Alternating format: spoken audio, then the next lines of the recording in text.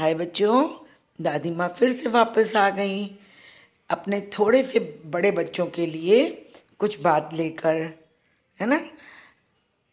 तो वो आज दादी माँ बताएंगी।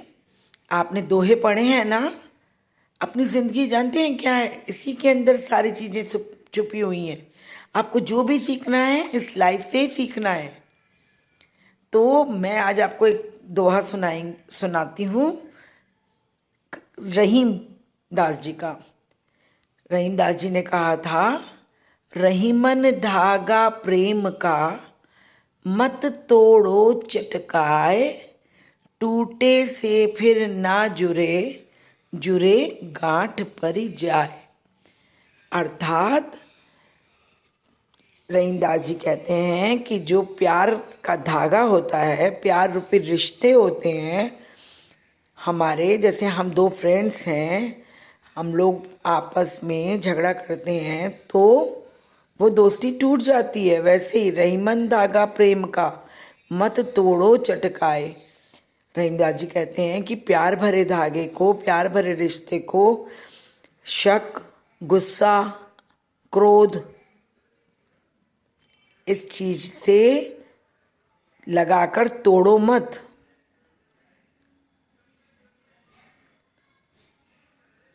जुरे गांठ परी जाए, जोड़े से फिर ना जुड़े, जुड़े गांठ परी जाए। पहली बात, एक रिश्ता अगर टूट जाता है, एक दोस्ती अगर छूट जाती है तो दोबारा वो जुड़ती नहीं है। अगर जुड़ भी जाती है ना तो उसमें गांठ पड़ जाती है।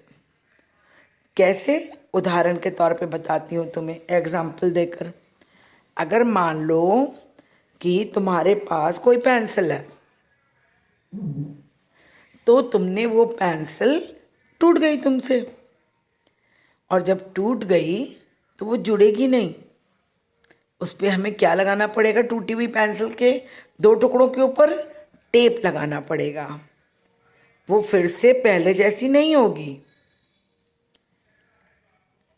जोड़े से फिर ना जुड़े, जुड़े गांठ पड़ जाए। मतलब जुड़कर भी वो पुराना रूप धारण नहीं करेगी। तो इसलिए हमें अपने रिश्तों का सम्मान करना चाहिए, दोस्ती का सम्मान करना चाहिए, बड़ों का सम्मान करना चाहिए, प्यार से रिश्तों को निभाना चाहिए।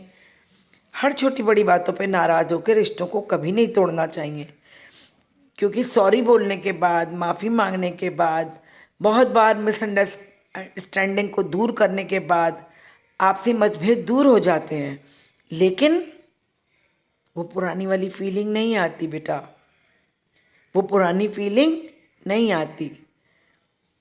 तो इसीलिए वो कहते हैं कि जोड़े से फिर ना जुड़े, जुड़े गांठ पड़ जाए। कहीं ना कहीं मन में हो जाता है कि पता नहीं पहले जैसा है कि नहीं है ना। तो इसके लिए क्या करना चाहिए? सबके संग प्यार से बात करनी चाहिए और हर किसी के संग रिश्तों का समझदारी से निभाना चाहिए। दोस्ती अच्छे से और समझदारी से करनी चाहिए। ठीक है ना बेटा? समझ में आ रही है ना मेरी बात? इन बातों का ना बेटा बहुत अर्थ है। ये बातें स्कूल में किताबों की तरह आप पढ़ोगे, किताब में पढ़ोगे, पढ़ते हो, सीख रहे हो।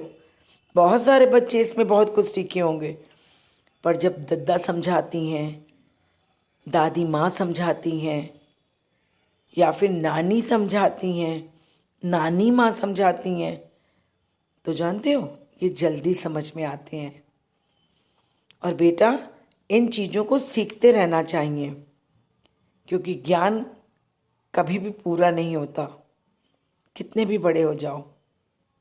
Good night.